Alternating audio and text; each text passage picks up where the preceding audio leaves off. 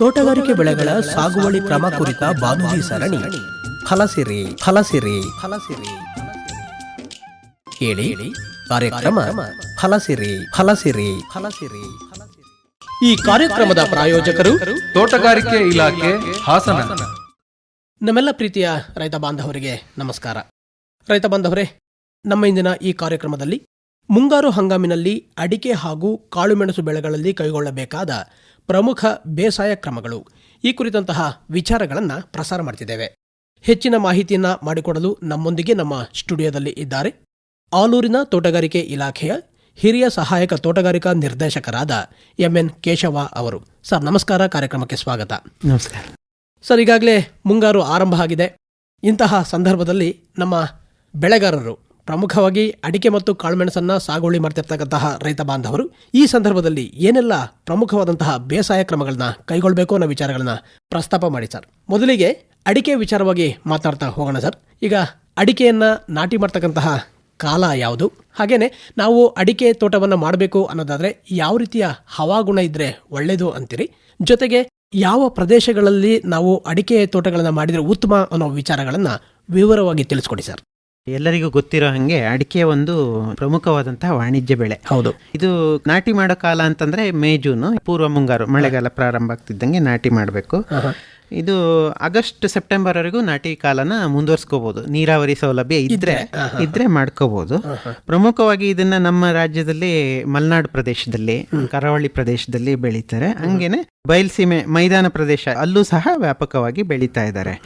ಇದು ಹವಾಗುಣ ಹೆಂಗೆ ಅಂದ್ರೆ, ಇದು ಗಾಳಿಯಲ್ಲಿ ಹೆಚ್ಚು ತೇವಾಂಶ ಮತ್ತೆ ಹೆಚ್ಚು ಉಷ್ಣಾಂಶ ಇರೋಂಥ ವಾತಾವರಣನ ಇದು ಅಡಿಕೆ ಬಯಸುತ್ತೆ. ಇದನ್ನ ಮೈದಾನ ಪ್ರದೇಶದಲ್ಲೂ ಸಹ, ಕಡಿಮೆ ಮಳೆ ಬೀಳೋ ಪ್ರದೇಶದಲ್ಲೂ ಸಹ ಬೆಳೀತಾರೆ. ನೀರಾವರಿ ಇಟ್ಕೊಂಡು, ಹನಿ ನೀರಾವರಿ ಎಲ್ಲ ಮಾಡ್ಕೊಂಡು ಬೆಳೀತಾರೆ. ಆಮೇಲೆ ಇದು ಚೆನ್ನಾಗಿ ನೀರು ಬಸ್ದು ಹೋಗುವಂತ ಮಣ್ಣು ಒಳ್ಳೇದು. ಮೇ ಜೂನಲ್ಲಿ ನಾವು ನಾಟಿ ಮಾಡ್ಕೋಬೇಕು. ಅಂದ್ರೆ ಪ್ರಮುಖವಾಗಿ ನಾವು ಇದನ್ನ ಪೂರ್ವ ಮುಂಗಾರಲ್ಲಿ ನಾಟಿ ಮಾಡ್ತಕ್ಕಂಥದ್ದು ಸೂಕ್ತ ಅಂತ ಹೇಳ್ತೀರಿ. ನೀರಾವರಿಯ ವ್ಯವಸ್ಥೆ ಇದ್ರೆ ನಾವು ಈ ಜುಲೈ ಮತ್ತೆ ಆಗಸ್ಟ್ ತಿಂಗಳಲ್ಲೂ ಕೂಡ ಇದನ್ನ ನಾಟಿ ಮಾಡಬಹುದು ಅನ್ನೋ ವಿಚಾರವನ್ನ ತಿಳಿಸಿದ್ರಿ. ನಾವು ಈಗ ಯಾವುದೇ ಒಂದು ತೋಟಗಳನ್ನ ಮಾಡ್ತೀವಿ ಅಥವಾ ಬೆಳೆಗಳನ್ನ ಬೆಳಿತೀವಿ ಅಂತಂದ್ರೆ ನಮಗೆಲ್ಲಿ ಆರಂಭದಲ್ಲಿ ಬೇಕಾಗ್ತಕ್ಕಂಥದ್ದು ಸಸಿಗಳನ್ನ ಬೆಳೆಸುವಂತಹ ಕ್ರಮ. ಹಾಗಾಗಿ ಈಗ ಅಡಿಕೆ ಸಸಿಗಳನ್ನ ಬೆಳೆಸೋ ಕ್ರಮ ಹೇಗೆ ಸರ್? ಈಗ ನರ್ಸರಿ ಮಾಡೋದು ಉತ್ತಮ ಅಂತಂತಿರೋ, ಅಥವಾ ಅದನ್ನ ಯಾವ ರೀತಿ ನಾವು ಬೆಳೆಸ್ಕೊಂಡು ಸಾಗುವಳಿ ಮಾಡಬೇಕು ಅನ್ನೋ ವಿಚಾರವನ್ನು ತಿಳಿಸ್ಕೊಡಿ. ನರ್ಸರಿ ಮಾಡಿನೇ ಗಿಡಗಳನ್ನ ಬೆಳೆಸಬೇಕು. ಇದರಲ್ಲಿ ಮುಖ್ಯವಾಗಿ ಒಳ್ಳೆ ತಾಯಿ ಮರಗಳನ್ನ ಆಯ್ಕೆ ಮಾಡ್ಕೊಂಡು ಹೆಚ್ಚು ಅಧಿಕ ಇಳುವರಿ ಕೊಡುವಂತ ಆರೋಗ್ಯವಂತ ತಾಯಿ ಮರಗಳಿಂದ ನಾವು ಹಣ್ಣುಗಳನ್ನ ಆರಿಸ್ಕೋಬೇಕು. ಮಧ್ಯ 15-25 ವರ್ಷದ ಮರಗಳು, ಅದರಿಂದ ಪೂರ್ಣ ಹಣ್ಣಾದಂತಹ ಒಂದು ಗೊನೆ ಮಧ್ಯಭಾಗದ ಹಣ್ಣುಗಳನ್ನ ನಾವು ಆಯ್ಕೋಬೇಕು. ಅದೊಂದು 35 ಗ್ರಾಮ್ ತೂಕ ಇರುತ್ತೆ. ಅದನ್ನ ನಾವು ಸಸಿ ಮಡಿ ಮಾಡೋದು 2 ತರ ಮಾಡಬೇಕು. ಫಸ್ಟ್ ಪ್ರಾಥಮಿಕ ಸಸಿ ಮಡಿ ಮಾಡ್ಕೊಂಡು ಆ ಕಾಯಿಗಳನ್ನ ಮಡಿಗಳಲ್ಲಿ ನೆಟ್ಕೋಬೇಕು. ಕೊಯ್ಲು ಮಾಡಿದ ಒಂದು 10 ದಿನಗಳಲ್ಲಿ ನೆಟ್ಕೋಬೇಕು. ಇದು ನೆರಳಲ್ಲಿ ಮಾಡಬೇಕು. 30 ಸೆಂಟಿಮೀಟರ್ ಆಳ ಮತ್ತೆ ಎಷ್ಟು ಬೇಕೋ ಅಷ್ಟು ಉದ್ದದ ಕಾಲುವೆ ತೆಗೆದು ಮರಳನ್ನ ತುಂಬಿಟ್ಟು ನೆಟ್ರೆ, ಕಾಯಿ ತೊಟ್ಟಿನ ಭಾಗ ಮೇಲ್ ಮಾಡ್ಬಿಟ್ಟು ನೆಟ್ರೆ 5 ಸೆಂಟಿಮೀಟರ್ ಅಂತರದಲ್ಲಿ ನೆಡಬೇಕು. ಇದು ಒಂದು 40 ದಿನದಲ್ಲಿ ಮೊಳಕೆ ಬರಕ್ ಶುರು ಆಗುತ್ತೆ. ಆಗಿಂದಾಗೆ ನೀರು ಹಾಯಿಸ್ತಾ ಇರಬೇಕು. 40 ದಿನದಲ್ಲಿ ಮೊಳಕೆ ಬರುತ್ತೆ. ಇದನ್ನ ಮತ್ತೆ ಇನ್ನೊಂದು ದ್ವಿತೀಯ ಸಸಿ ಮಡಿಗೆ ಹಾಕ್ಬೇಕು, ಸೆಕೆಂಡರಿ ನರ್ಸರಿ. ಅಂದ್ರೆ ಈಗ ನೀವು ಹೇಳೋದು 2 ರೀತಿ ನಾವು ಮಾಡ್ಕೋಬೇಕಾಗುತ್ತೆ ಅಂತ ಹೇಳಿ. ಇದು ಆರಂಭದ ಹಂತ. ಫಸ್ಟ್ ಮೊಳಕೆ ಬರ್ಸಿ ಆಮೇಲೆ ಸೆಕೆಂಡರಿ ನರ್ಸರಿಯಲ್ಲಿ ಹಾಕೋಬೇಕು. ಇದು ಹೆಂಗೆ ಅಂದ್ರೆ, ಒಂದು 15 ಸೆಂಟಿಮೀಟರ್ ಎತ್ತರಕ್ಕೆ, ಒಂದು 120 ಸೆಂಟಿಮೀಟರ್ ಅಂದ್ರೆ 4 ಅಡಿ ಅಗಲಕ್ಕೆ, ಆಮೇಲೆ ಉದ್ದ ಎಷ್ಟು ಬೇಕೋ ಅಷ್ಟು ನಮ್ಗೆ ಅನುಕೂಲಕ್ಕೆ ತಕ್ಕಂತೆ ಮಡಿಗಳನ್ನ ಸಿದ್ಧ ಮಾಡಿ ಮಧ್ಯ ಕಾಲುವೆ ತರ ಮಾಡ್ಕೋಬೇಕು, ನೀರು ನಿಲ್ದಿದ್ದಂಗೆ ಹೋಗಂಗೆ. ಇದರಲ್ಲಿ ಸಸಿ ಮಾಡಿರ್ತೀವಲ್ಲ ಅದನ್ನ ನೆಟ್ಕೋಬೇಕು. 2-3 ಎಲೆ ಇರುತ್ತೆ, ಅದನ್ನ ಕಿತ್ಬಿಟ್ಟು ಇದ್ರಲ್ಲಿ ನೆಟ್ಕೊಂಡು ಇದು ಮಾಡ್ಬೇಕು. ಇದರಲ್ಲೇ ಕೊಟ್ಟಿಗೆ ಗೊಬ್ಬರ 2.5 ಟನ್ ಹಾಕಬೇಕು. ಆಮೇಲೆ ನೀರಿನ ಕಾಲುವೆ ಮಾಡಿ, ಆಮೇಲೆ ಬಾಳೆ ಅಥವಾ ಇದು ಚೊಗ್ಚೆ ಅಂತ ಬರುತ್ತೆ, ಅದನ್ನ ನೆಟ್ಕೊಂಡು ನೆರಳು ಮಾಡ್ಕೋಬಹುದು. ಇದು ಅಂತರ 30 ಸೆಂಟಿಮೀಟರ್ ಇಟ್ಕೋಬೇಕು. ಇದ್ರಲ್ಲಿ ಒಂದ್ ಸಸಿಯಿಂದ ಇನ್ನೊಂದ್ ಸಸಿಗೆ ಈ ತರ ಮಾಡಿ ನಾವು ಮಾಡ್ಕೋಬಹುದು. ಇದ್ರ ಬದಲಿಗೆ ಪಾಲಿ ಬ್ಯಾಗ್ ಅಲ್ಲೂ ಸಹ ಮಾಡ್ಕೋಬಹುದು. 25x15 ಸೆಂಟಿಮೀಟರ್ ಅಳತೆ ಪಾಲಿ ಬ್ಯಾಗ್ ಅಲ್ಲಿ 3 ಭಾಗ ಮೇಲ್ಮಣ್ಣು, 1 ಭಾಗ ಕೊಟ್ಟಿಗೆ ಗೊಬ್ಬರ, ಆಮೇಲೆ 1 ಭಾಗ ಮರಳು ಮಿಕ್ಸ್ ಮಾಡಿ ಪಾಲಿ ಬ್ಯಾಗಿಗೆ ತುಂಬಿ ಆ ಸಸಿನ ಇದ್ರಲ್ಲೂ ಸಹ ನೆಟ್ಕೊಂಡು ನಾವು ಮಾಡ್ಕೋಬಹುದು. ಒಂದು 12-18 ತಿಂಗಳಿಗೆ ನಮಗೆ ನಾಟಿಗೆ ಸಿದ್ಧ ಆಗುತ್ತೆ. ಅಂದ್ರೆ 1-1.5 ವರ್ಷಕ್ಕೆ ಕನಿಷ್ಠ 5 ಎಲೆ ಇರೋಂಥ ಸಸಿಗಳು, ಒಳ್ಳೆ ಸಸಿಗಳು ನಾಟಿ ಮಾಡಕ್ಕೆ ಸಿಗ್ತವೆ. ಈ ತರ ನಾವು ಸಸಿಗಳನ್ನ ತಯಾರು ಮಾಡ್ಕೋಬಹುದು. ಮಾಡ್ಕೋಬಹುದು. ಈಗಂತೂ ಎಲ್ಲ ಕಡೆ ನಾಟಿ ಮಾಡೋದ್ರಿಂದ ಬಹಳ ಬೇಡಿಕೆ ಇದೆ ಸಸಿಗಳಿಗೆ. ಅಂದ್ರೆ ಈಗ ಬಹುತೇಕ ಎಲ್ಲಾ ಪ್ರದೇಶಗಳಲ್ಲೂ ಮತ್ತೆ ಎಲ್ಲಾ ಭಾಗದಲ್ಲೂ ಈಗ ಇದನ್ನ ಸಾಗುವಳಿ ಮಾಡ್ತಾ ಇರೋದ್ರಿಂದ ಬೇಡಿಕೆ. ಇವನ್ ಕೋಲಾರದಲ್ಲೂ ಸಹ ಅಡಿಕೆ ಹಾಕ್ತಾ ಇದ್ದಾರೆ. ಅಂದ್ರೆ ನೀವು ಹೇಳ್ತಕ್ಕಂಥದ್ದು ನೀರಾವರಿ ಯಾರಿಗೆ ವ್ಯವಸ್ಥೆ ಇರುತ್ತೆ ಅಲ್ಲೆಲ್ಲಾ ಕಡೆನೂ ನಾವು ಇದನ್ನ ಸಾಗುವಳಿ ಮಾಡಬಹುದು ಅಂತೇಳಿ. ಪ್ರಮುಖವಾಗಿ 2 ಹಂತಗಳನ್ನ ತಿಳಿಸಿದ್ರಿ. ನಾವು 2 ಹಂತದಲ್ಲಿ ಇದನ್ನ ನಾವು ನರ್ಸರಿ ಮಾಡಬೇಕಾಗುತ್ತೆ. 5 ರಿಂದ 6 ಎಲೆ ಬಂದ ನಂತರ ಇದನ್ನ ನಾವು ನೆಟ್ಕೊಳ್ಳಿಕ್ಕೆ ಅನುಕೂಲ ಮತ್ತೆ ಸೂಕ್ತವಾದಂತಹ ಸಮಯ ಅನ್ನೋ ವಿಚಾರವನ್ನು ತಿಳಿಸಿದ್ರಿ. ನಾವೀಗ ಅಡಿಕೆಯನ್ನ ಸಾಗುವಳಿ ಮಾಡಬೇಕು ಅನ್ನೋದಾದ್ರೆ ಸರ್, ಭೂಮಿ ಸಿದ್ಧತೆ ಪ್ರಮುಖವಾದಂತಹ ಪಾತ್ರವನ್ನು ವಹಿಸುತ್ತೆ. ಜೊತೆಗೆ ಅಂತರ ಬೇಸಾಯವನ್ನ ಮಾಡ್ಕೊಳ್ಳೋದು ಸೂಕ್ತ ಅಂತ ಹೇಳಿ ಕೇಳ್ಪಟ್ಟಿದ್ದೀವಿ. ಇನ್ನು ಈಗ ಅಂತರ ಬೆಳೆ ಮಾಡಬೇಕು ಅನ್ನೋದಾದ್ರೆ ಯಾವೆಲ್ಲ ಬೆಳೆಗಳನ್ನ ಅಂತರ ಬೆಳೆಗಳಾಗಿ ಸಾಗುವಳಿ ಮಾಡಬಹುದು, ಜೊತೆಗೆ ಇದಕ್ಕೆ ಯಾವ ರೀತಿ ನಾವು ಗೊಬ್ಬರವನ್ನು ಪೂರೈಕೆ ಮಾಡಬೇಕು ಅನ್ನೋ ವಿಚಾರವನ್ನು ತಿಳಿಸ್ಕೊಡಿ. ಅಂದ್ರೆ ಈಗ ಭೂಮಿಯನ್ನ ಫಸ್ಟ್ ಉಳುಮೆ ಮಾಡ್ಕೊಂಡು ಸಮತಟ್ಟು ಮಾಡ್ಕೊಳ್ಳೋವಂಥದ್ದು. ಆನಂತರ ಇದಕ್ಕೆ ಆರಂಭದ ಕಾಲದಲ್ಲಿ ನೆರಳು ಮುಖ್ಯ. ಪಶ್ಚಿಮ ಮತ್ತೆ ದಕ್ಷಿಣ ಅಂಚಲ್ಲಿ ನೆರಳಿನ ಗಿಡಗಳನ್ನು ಹಾಕಬೇಕು. ಈಗ ಮಹಾಗನಿ, ಬೇವು, ಸಿಲ್ವರ್ ಓಕು, ಸರ್ವೆ ಮರ ಇಂಥವನ್ನೆಲ್ಲ ಹಾಕೊಂಡ್ರೆ ನೆರಳು ಬೀಳುತ್ತೆ. ಆಮೇಲೆ ಪಶ್ಚಿಮ ಸೂರ್ಯನ ಶಾಖ ಬಿದ್ರೆ ಅದಕ್ಕೆ ಸನ್ ಸ್ಕಾರ್ಚಿಂಗು ಆಗುತ್ತೆ. ನೋಡಿರ್ಬೋದು, ಒಣಗಿ ಸುಟ್ಟು ಹೋದಂಗೆ ಆಗುತ್ತೆ ಕಾಂಡ. ಅದಕ್ಕೆ ಸುಣ್ಣ ಎಲ್ಲ ಮಾಡಿ ಬಳ್ದು ಇದ್ ಮಾಡಿರ್ತಾರೆ. ಈ ತರ ಮರ ನೆಟ್ಕೊಂಡ್ಬಿಟ್ರೆ ಬಿಸಿಲು ಬರಲ್ಲ. ಆಮೇಲೆ ವಿಂಡ್ ಬ್ರೇಕ್ ಆಗಿಯೂ ಆಗುತ್ತೆ. ಗಾಳಿ ತಡೆ, ಶಾಶ್ವತ ಗಾಳಿ ತಡೆಯಾಗೂ ಮಾಡ್ಕೋಬಹುದು. ಆಮೇಲೆ ಗುಣಿಗಳು 75 ಸೆಂಟಿಮೀಟರ್ ಅಂದ್ರೆ 2.5 ಅಡಿ ಇಂದ 3 ಅಡಿ ಆಳ, ಉದ್ದ, ಅಗಲ ಕ್ಯೂಬಿಕ್. ಅದನ್ನ ತೆಗ್ದ್ಬಿಟ್ಟು ಮೇಲ್ಮಣ್ಣು ಮತ್ತೆ ಗೊಬ್ಬರ ಮಿಶ್ರಣ ಮಾಡಿ ಹಾಕ್ಬೇಕು. ಅವಾಗಲೇ ಮಿಶ್ರಣ ಹೇಳಿದ್ನಲ್ಲ, ಆ ತರ ಮಾಡ್ಕೋಬೇಕು. ಆಮೇಲೆ ಕೊಟ್ಟಿಗೆ ಗೊಬ್ಬರ ಒಂದು ಗಿಡಕ್ಕೆ 20 kg ಬೇಕಾಗತ್ತೆ. ಅದರಲ್ಲಿ ಮಧ್ಯದಲ್ಲಿ 1.5 ಅಡಿ ಆಳದಲ್ಲಿ ಗಿಡನ ನಾಟಿ ಮಾಡ್ಬೇಕು. ಈ ತರ ಗುಂಡಿನ ಚೆನ್ನಾಗಿ ತೆಕ್ಕೊಂಡಿದ್ರೆ ನೀರು ಉಣ್ಸಕ್ಕೆ ಅನುಕೂಲ ಆಗತ್ತೆ. ಆಮೇಲೆ ಹೆಚ್ಚು ಮಳೆ ಬೀಳೋ ಪ್ರದೇಶದಲ್ಲಿ ನೀರು ನಿಲ್ಬಾರ್ದಿದ್ದಂಗೆ 2 ಸಾಲಿಗೆ ಒಂದರಂತೆ ಮಧ್ಯದಲ್ಲಿ 90 ಸೆಂಟಿಮೀಟರ್ ಆಳದಲ್ಲಿ ಅಂದ್ರೆ 3 ಅಡಿ ಆಳದಲ್ಲಿ ಒಂದು ಬಸಿಗಾಲುವೆನ ತೆಕ್ಕೊಂಡ್ರೆ ಬಹಳ ಒಳ್ಳೆದಾಗುತ್ತೆ. ಇದರಿಂದ ಗಿಡನು ಚೆನ್ನಾಗಿ ಬೆಳೆಯುತ್ತೆ. ಆಮೇಲೆ ರೋಗಗಳು ಜಾಸ್ತಿ ಬರಲ್ಲ. ಆಮೇಲೆ ಪಶ್ಚಿಮ ದಿಕ್ಕಿನ ಸೂರ್ಯನ ಬೆಳಕು ಬೀಳ್ದಿದ್ದಂಗೆ ನಾವು ನಾಟಿ ಮಾಡಬೇಕು. ಆನಂತರ ಇದನ್ನ ಅದೇ ರೀತಿ ಆ ತರ ನಾಟಿ ಮಾಡಿ ಗಿಡಗಳಿಗೆ ಬಿಸಿಲು ಮತ್ತೆ ಇದರಿಂದ ರಕ್ಷಣೆ ಕೊಡಬೇಕು, ಗಾಳಿಯಿಂದ. ಆಮೇಲೆ ಕಳೆ ತೆಗಿಯಂಥದ್ದು. ಆಮೇಲೆ ಬಸಿಗಾಲುವೆ ತೆಗ್ದಿರ್ತೀವಲ್ಲ, ಅದ್ರಲ್ಲೂ ಸಹ ಚೆನ್ನಾಗಿ ಕಳೆ ಬೆಳ್ಕೊಳುತ್ತೆ, ಹುಲ್ಲೆಲ್ಲ ಬೆಳ್ಕೊಳುತ್ತೆ. ಅದನ್ನು ಸಹ ಸ್ವಚ್ಛ ಮಾಡ್ಕೋಬೇಕು. ಆಮೇಲೆ ಮಣ್ಣಿನ ಗುಣ ಆಧರಿಸಿ 1 ವಾರಕ್ಕೊಂದ್ಸಲ, 4 ದಿನಕ್ಕೊಂದ್ಸಲ ನೀರು ಕೊಡೋದು ಒಳ್ಳೇದು. ನೀರು ಕೊಡೋದಕ್ಕಿಂತ ಹನಿ ನೀರಾವರಿ ಮಾಡ್ಕೊಂಡ್ರೆ ಇನ್ನೂ ಒಳ್ಳೇದು. ತುಂಬಾ ನೀರಿನ ಉಳಿತಾಯ ಆಗುತ್ತೆ. ಈಗಂತೂ ನೀರಿನ ಅಭಾವ ಜಾಸ್ತಿ ಆಗುತ್ತೆ. ಇನ್ನು ಮುಂದೆ ಬರಗಾಲ ಅದು ಇದು ಎಲ್ ನೀನೋ ಎಫೆಕ್ಟ್ ಎಲ್ಲ ಹೇಳ್ತಿದೀವಲ್ಲ, ಹಂಗಾಗಿ. ಆಮೇಲೆ ಹನಿ ನೀರಾವರಿ ಮಾಡಿದ್ರೆ ಒಂದು ಗಿಡಕ್ಕೆ 18 ಲೀಟರ್ ಅಥವಾ 20 ಲೀಟರ್ ನೀರು ಬೇಕಾಗತ್ತೆ. ಅನಂತರ ಕೆಲವೊಂದು ಬೆಳೆಗಳನ್ನು ಬೆಳ್ಕೋಬಹುದು ಮಧ್ಯ ಅಂತರ ಬೆಳೆಯಾಗಿ. ತರಕಾರಿಗಳನ್ನು ಬೆಳ್ಕೋಬಹುದು, ಬೆಂಡೆ, ಅಲಸಂದೆ, ಗೋರಿಕಾಯಿ ಇಂಥವನ್ನ. ಆಮೇಲೆ ಮಲೆನಾಡಲ್ಲೆಲ್ಲ ಹಣ್ಣಿನ ಬೆಳೆ, ಬಾಳೆ, ಪಪ್ಪಾಯ, ಆಮೇಲೆ ನುಗ್ಗೆ ಇಂಥವನ್ನೆಲ್ಲ ಬೆಳೀತಾರೆ. ಆಮೇಲೆ ಕರಾವಳಿ ಪ್ರದೇಶದಲ್ಲಿ ಬಾಳೆ, ಶುಂಠಿ, ಅರಿಶಿನ, ಗೆಣಸು ಸಹ ಬೆಳೀತಾರೆ. ಇದು ಪ್ರಾರಂಭಿಕ ಹಂತದಲ್ಲಿ 1-3-4 ವರ್ಷದವರೆಗೆ. ಆನಂತರ ದೊಡ್ಡದಾದ್ಮೇಲೆ ಮಧ್ಯದಲ್ಲಿ ಬೇರೆ ಬೇರೆ ಬೆಳೆ ಬೆಳಿಬಹುದು. ಕೋಕೋ ಬೆಳಿಬಹುದು. ಆಮೇಲೆ ಕರಿಮೆಣಸು ಮತ್ತೆ ವೀಳ್ಯದೆಲೆಗಳನ್ನ ಹಬ್ಬಿಸ್ಕೊಳ್ಬಹುದು, ಒಳ್ಳೆ ಆದಾಯ ಬರುತ್ತೆ. ಇದಲ್ದೇನೆ ಸಾಂಬಾರು ಬೆಳೆಗಳು, ಜಾಯಿಕಾಯಿ, ವೆನಿಲಾ, ಪಚೋಲಿ, ಹಿಪ್ಲಿ, ಲವಂಗ, ಸರ್ವ ಸಾಂಬಾರು ಇಂಥವನ್ನೆಲ್ಲ ಬೆಳ್ಕೊಳ್ಬೋದು. ಆಮೇಲೆ 1 ಹೆಕ್ಟರಿಗೆ 1370 ಗಿಡ ಕೂತ್ಕೊಳ್ಳುತ್ತೆ. 2.7 ಅಂತರದಲ್ಲಿ. ಎಕರೆಗೆ 548 ಆಗುತ್ತೆ. ಕೊಟ್ಟಿಗೆ ಗೊಬ್ಬರ ಆವಾಗಲೇ ಹೇಳ್ದಂಗೆ 20 kg ಒಂದು ಗಿಡಕ್ಕೆ. ಆಮೇಲೆ ರಾಸಾಯನಿಕ ಗೊಬ್ಬರ, ಸಾರಜನಕ, ರಂಜಕ, ಪೊಟ್ಯಾಶ್ 140 ಗ್ರಾಮು ಒಂದು ಗಿಡಕ್ಕೆ. ಇದನ್ನ ಒಂದೇ ಸಲ ಕೊಡಬಾರ್ದು. ಕೊಟ್ಟಿಗೆ ಗೊಬ್ಬರನ ಪೂರ್ವ ಮುಂಗಾರು, ಮೇ ಜೂನ್ ಅಲ್ಲಿ ಗಿಡ ನೆಡಕ್ ಮುಂಚೆ ಮಣ್ಣಲ್ಲಿ ಸೇರಿಸುವಂತದ್ದು. ಆಮೇಲೆ ರಾಸಾಯನಿಕ ಗೊಬ್ಬರ 1/3 ಭಾಗ 1 ವರ್ಷದ ಗಿಡಗಳಿಗೆ. ಆಮೇಲೆ ನಾ ಹೇಳಿದ್ನಲ್ಲ, ಅದರಲ್ಲಿ 2 ಭಾಗ 2 ವರ್ಷದ ಗಿಡಗಳಿಗೆ, 3 ವರ್ಷದ ಮೇಲ್ಪಟ್ಟ ಗಿಡಗಳಿಗೆ ಫುಲ್ ಆ ತರ ಕೊಡ್ಬೇಕಾಗತ್ತೆ. ರಾಸಾಯನಿಕ ಗೊಬ್ಬರದಲ್ಲಿ ಅರ್ಧದಷ್ಟನ್ನ ಮುಂಗಾರಿಗೆ ಮುಂಚೆ ಕೊಡ್ಬೇಕು. ಆನಂತರ ಹಿಂಗಾರಿಗೆ ಉಳಿದನ್ನು ಕೊಡ್ಬೇಕಾಗುತ್ತೆ. ಇವಿಷ್ಟು. ಆನಂತರ ಮಣ್ಣು ಪರೀಕ್ಷೆ ಮಾಡಿಸಿ ಅದರ ಆಧಾರದ ಮೇಲೆ ಸುಣ್ಣ ಅಥವಾ ಮೆಗ್ನೀಷಿಯಂ ಸಲ್ಫೇಟ್ ಕೊಡ್ಬೇಕು. ಅಸಿಡಿಕ್ ಸಾಯಿಲ್ ಆಗಿದ್ರೆ ಸುಣ್ಣ ಕೊಟ್ಟು ಇದೆಲ್ಲ ಮಾಡಬೇಕು. ಆಮೇಲೆ ಪೋಷಕಾಂಶಗಳ ಕೊರತೆ ಇದ್ರೆ ಬೋರಾನು, ಜಿಂಕು ಇಂಥವನ್ನೆಲ್ಲ ಹಾಕೋಬೇಕು. ಮಣ್ಣು ಪರೀಕ್ಷೆ ಮಾಡ್ಕೊಂಡು ಅದನ್ನ ನೋಡ್ಕೊಂಡು ಮಾಡಬೇಕು. ಯಾವ ರೀತಿಯ ಗೊಬ್ಬರಗಳನ್ನ ಪೂರೈಕೆ ಮಾಡಬೇಕಾಗುತ್ತೆ? ಗೊಬ್ಬರ ಅದೇ ಸಾರಜನಕ, ರಂಜಕ, ಪೊಟ್ಯಾಶ್ ಯಾವ್ದಾದ್ರು ಕಾಂಪ್ಲೆಕ್ಸ್ ಅಥವಾ ಯೂರಿಯಾ ಇಂಥವನ್ನ ಅದು ಲೆಕ್ಕ ಹಾಕಿ ಅದನ್ನ ಮಾಡ್ಬೇಕು. ಆಮೇಲೆ ಕೊಟ್ಟಿಗೆ ಗೊಬ್ಬರ ಕೊಡ್ಬೇಕಾಗತ್ತೆ. ಅಡಿಕೆ ಸ್ಪೆಷಲ್ ಅಂತಾನು ಒಂದು ಬರುತ್ತೆ, ಅರೆಕಾ ಸ್ಪೆಷಲ್ ಅಂತಾನೆ CPCRI ನವ್ರು ಮಾಡಿರೋದು.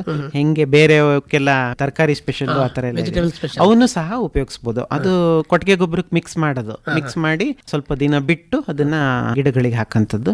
ಅದನ್ನ ಸ್ಪ್ರೇನು ಸಹ ಮಾಡ್ಬೋದು ಸಣ್ಣ ಗಿಡಗಳಿದ್ರೆ, ಎತ್ತರದಕ್ಕಾಗಲ್ಲ. ಸಿಂಪರಣೆನೂ ಸಹ 1 ಲೀಟ್ರಿಗೆ 4 ಗ್ರಾಮ್ ಹಾಕಿ ಸಿಂಪರಣೆನೂ ಸಹ. ಅಂದ್ರೆ ಗಿಡದ ಎತ್ತರವನ್ನ ಅನುಸರಿಸಿಕೊಂಡು ತುಂಬಾ ಎತ್ತರ ಆದ್ರೆ ಮಾಡ್ಲಿಕ್ಕಾಗಲ್ಲ, ಒಂದು 3 ವರ್ಷ 4 ವರ್ಷದ ಸಸಿಗಳಿಗಾದ್ರೆ ಸಿಂಪರಣೆಯನ್ನು ಕೂಡ ಮಾಡಬಹುದು. ಪ್ರಮುಖವಾಗಿ ಇನ್ನು ಯಾವ್ದೆಲ್ಲ ಅಂತರ ಬೆಳೆಗಳನ್ನ ಮಾಡ್ಬೋದು ಅಂತೀರಾ ಸರ್? ಅಂತರ ಬೆಳೆ ಹೇಳಿದ್ನಲ್ಲ ಅವಾಗ, ಬಾಳೆ, ಕೋಕೋ, ಪಪಾಯ, ಕರಿಮೆಣಸು, ವೀಳ್ಯದೆಲೆ, ವೆನಿಲಾ ಈಗ ಕಡಿಮೆ ಬೆಳೆಯೋದು, ಸ್ಪೈಸಸ್ ಎಲ್ಲ ಬೆಳಿಬಹುದು. ಆಮೇಲೆ ತರಕಾರಿ ಬೆಳ್ಕೊಳ್ಬಹುದು. ಬಾಳೆ ಬೆಳೆದ್ರೆ ಒಳ್ಳೇದು, ನೆರಳು ಚೆನ್ನಾಗುತ್ತೆ. ಒಳ್ಳೆ ನೆರಳಲ್ಲಿ ಅಡಿಕೆನು ಚೆನ್ನಾಗಿ ಬರುತ್ತೆ. ಈಗ ಅದು ತುಂಬಾ ಎತ್ತರ ಆದ ನಂತರ ಅಂತರ ಬೆಳೆಗಳನ್ನ ಉಳಿಸ್ಕೊಳ್ಳೋದು ಒಳ್ಳೇದು ಅಂತಂತೀರಾ? ಕಾಳುಮೆಣಸು, ವೀಳ್ಯದೆಲೆ ಆಗುತ್ತೆ. ಬಾಳೆನೂ ಮಾಡ್ಬೋದು, ಮಧ್ಯ ಕೋಕೋ, ಬಾಳೆ ಎಲ್ಲ ಮಾಡ್ಕೋಬಹುದು. ಈ ರೀತಿ ನಾವು ಭೂಮಿ ಸಿದ್ಧತೆಯನ್ನ ಮಾಡಿಕೊಂಡು ನಾಟಿ ಮಾಡಬೇಕಾಗುತ್ತೆ. ಜೊತೆಗೆ ತಾವು ಈಗಾಗಲೇ ಹೇಳಿದಂತಹ ಅಂತರ ಬೆಳೆಗಳನ್ನು ಕೂಡ ನಾವು ಸಾಗುವಳಿ ಮಾಡಬಹುದು ಅಂತ ಹೇಳಿದ್ರಿ. ಈಗ ನಾವು ಪ್ರಮುಖವಾದಂತಹ ಹಂತವನ್ನ ನೋಡೋದಾದ್ರೆ ಸರ್, ನಾವೀಗಾಗಲೇ ಮುಂಗಾರು ಆರಂಭದಿಂದ ಮುಗಿಸಿ ಮುಂದಿನ ಹೆಜ್ಜೆನಲ್ಲಿ ಇದ್ದೀವಿ. ಈಗಾಗಲೇ ಜುಲೈ ತಿಂಗಳಲ್ಲಿ ಇದ್ದೀವಿ. ಕಳೆದ 1 ತಿಂಗಳಲ್ಲಿ ಅಷ್ಟೇನು ಉತ್ತಮವಾದಂತಹ ಮಳೆ ಆಗಲಿಲ್ಲ. ಇತ್ತೀಚಿನ ದಿನಗಳಲ್ಲಿ ಕಳೆದ 1 ವಾರದಿಂದ ಉತ್ತಮವಾದಂತಹ ಮಳೆ ಆಗ್ತಾ ಇದೆ. ಇಂತಹ ಸಂದರ್ಭದಲ್ಲಿ ಅಂದರೆ ಈ ಮುಂಗಾರಿನ ಸಂದರ್ಭದಲ್ಲಿ ಈ ನಮ್ಮ ಅಡಿಕೆ ತೋಟಗಳಲ್ಲಿ ಅಡಿಕೆ ಗಿಡಗಳಿಗೆ ಯಾವೆಲ್ಲ ರೋಗಗಳು ಬರಬಹುದು ಅಂತ ಹೇಳ್ತೀರಿ? ಜೊತೆಗೆ ಕೀಟಗಳು ಕಾಣಿಸ್ಕೊಳ್ಬಹುದು, ಮತ್ತು ಇವುಗಳನ್ನ ನಾವು ನಿಯಂತ್ರಣ ಮಾಡಿ ನಮ್ಮ ತೋಟವನ್ನು ಯಾವ ರೀತಿ ಕಾಪಾಡ್ಕೊಳ್ಬಹುದು, ಸಂರಕ್ಷಣೆ ಮಾಡಬಹುದು ಅನ್ನೋ ವಿಚಾರವನ್ನು ತಿಳಿಸ್ಕೊಡಿ. ಈ ಒಂದು ಹವಾಮಾನ ಇದೆಯಲ್ಲ, ಮಳೆ ಬರುವಂತಹ ಹವಾಮಾನ, ಅದೆಲ್ಲ ರೋಗಗಳು ಬರ್ಲಿಕ್ಕೆ ಬಹಳ ಅನುಕೂಲ, ಸೂಕ್ತವಾದಂತಹ ಅನುಕೂಲ. ಒಳ್ಳೆ ತಂಪಾಗಿರುತ್ತಲ್ಲ, ಹಾಗಾಗಿ ಮುಖ್ಯವಾಗಿ ಸುಳಿಕೊಳೆ ರೋಗ ಅಂತ ಬರುತ್ತೆ. ಶಿಲೀಂಧ್ರ ಇದು ಬಿಳಿ ಶಿಲೀಂಧ್ರ ತರ ಬೆಳವಣಿಗೆ ಆಗಿಬಿಟ್ಟು ಕಾಯಿ ಎಲ್ಲ ಕೊಳ್ತ್ಬಿಟ್ಟು ಬೀಳಕ್ ಶುರುವಾಗುತ್ತೆ, ಉದ್ರಕ್ ಶುರುವಾಗುತ್ತೆ. ಗೊಂಚಲೆಲ್ಲ ಬೋಳಾಗಿ ಕಾಣಿಸುತ್ತೆ, ಕಾಯಿನೇ ಕಾಣಿಸಲ್ಲ, ಎಲ್ಲ ಉದುರು ಬಿಡುತ್ತೆ. ಹೌದು, ಗಿಡದ ಬೆಳವಣಿಗೆ ಕುಂಠಿತ ಆಗುತ್ತೆ. ಅನಂತರ ಇದು ಜೂನ್ ಇಂದ ಸೆಪ್ಟೆಂಬರ್ ವರೆಗೆ ಜಾಸ್ತಿ ಇರುತ್ತೆ. ಸುಳಿಕೊಳೆಯೋದು ಸಹ ಈ ಟೈಮಲ್ಲಿ ಜಾಸ್ತಿ ಇರುತ್ತೆ.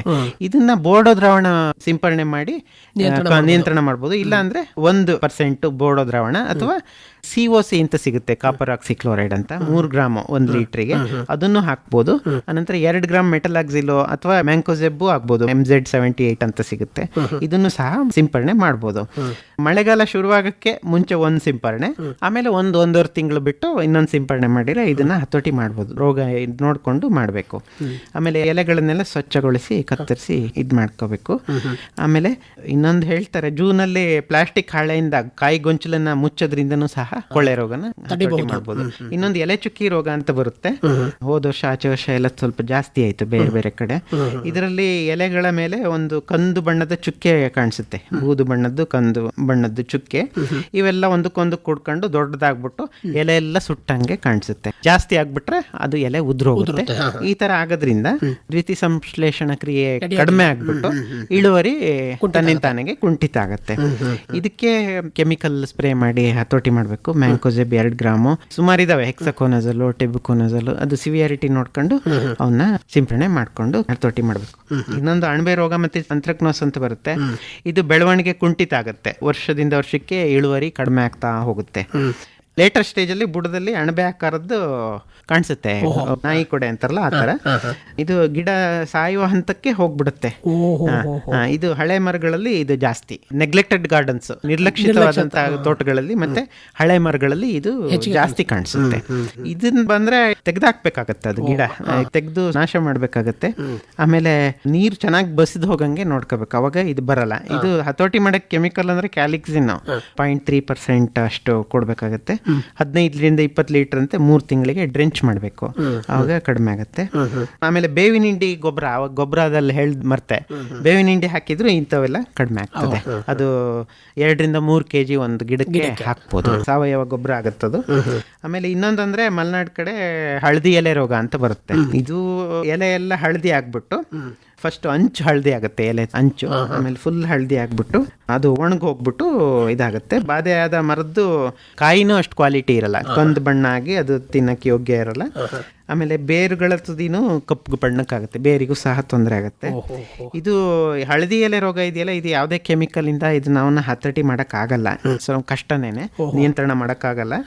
ನಿರ್ವಹಣೆ ಗುಡ್ ಮ್ಯಾನೇಜ್ಮೆಂಟ್ ಪ್ರಾಕ್ಟೀಸಸ್ ಅಂತಾರೆ, ಉತ್ತಮ ನಿರ್ವಹಣಾ ಪದ್ಧತಿಗಳು ಅಂತ, ಅವನ್ನ ಮಾಡ್ಕೊಂಡು ನಾವು ಹತೋಟಿ ಮಾಡ್ಬೋದು. ಒಂದು ಅವಾಗಲೇ ಹೇಳ್ದಂಗೆ ಬೇಸಿಗೆಯಲ್ಲಿ ಒಳ್ಳೆ ನೀರು ಕೊಡಬೇಕು, ಆಗಿಂದಾಗೆ ನೀರು ಕೊಟ್ಟು ಚೆನ್ನಾಗಿ ಬೆಳೆಸ್ಬೇಕು ಗಿಡನ. ಚೆನ್ನಾಗಿ ಬೆಳ್ಕೊಂಡಿದ್ರೆ ರೋಗಗಳು ಕಡಿಮೆ ಆಟೋಮೆಟಿಕಲಿ. ಹಂಗಾಗಿ ಆನಂತರ ಈಗೇನು ಶಿಫಾರಸ್ ಮಾಡಿರುತ್ತೆ ಆ ಥರ ರಸಗೊಬ್ಬರ ಮತ್ತೆ ಕೊಟ್ಟಿಗೆ ಗೊಬ್ಬರ ಎಲ್ಲ ಕೊಟ್ಕೋಬೇಕು. ಆಮೇಲೆ ಲಘು ಪೋಷಕಾಂಶ ಆವಾಗಲೇ ಹೇಳ್ದಂಗೆ ಕೊಟ್ಕೊಳ್ತಾ ಇರಬೇಕು.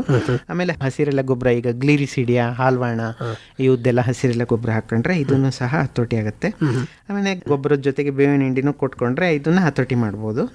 ಇದಲ್ದೇನೆ ನಾಟಿ ಮಾಡಬೇಕಾದ್ರೆ 4-8 2 ಗ್ರಾಮು ಹಾಕಿ ನಾಟಿ ಮಾಡಬೇಕು. ಆಮೇಲೆ ಕೀಟಗಳ ನಿರ್ವಹಣೆ ಮಾಡ್ಕೋಬೇಕು ಅವರಿಂದಾಗಿ. ಆಮೇಲೆ ಬಸಿಗಾಲುವೆ ಹೇಳಿದ್ನಲ್ಲ, ಅದನ್ನ ಮಾಡೋದ್ರಿಂದ. ಆಮೇಲೆ ಇನ್ನೊಂದಷ್ಟು ಪಲ್ಸ್ ಕ್ರಾಪ್ಗಳು, ದ್ವಿದಳ ಧಾನ್ಯಗಳು, ಅಲಸಂದಿ ಮತ್ತೆ ಹಸಿರೆಲೆ ಬೆಳೆಗಳನ್ನ ಗಿಡಗಳಿಗೆ ನೆಟ್ಕೋಬಹುದು. ಆಮೇಲೆ ಇತ್ತೀಚಿನ ದಿನಗಳಲ್ಲಿ ಇಲ್ಲಿ ಬಸವನ ಹುಳು ಬರುತ್ತೆ, ಇದು ಅಡಿಕೆಗೆ ಅದು ಹಾವಳಿ ಹೆಚ್ಚಾಗ್ತಾ ಇದೆ.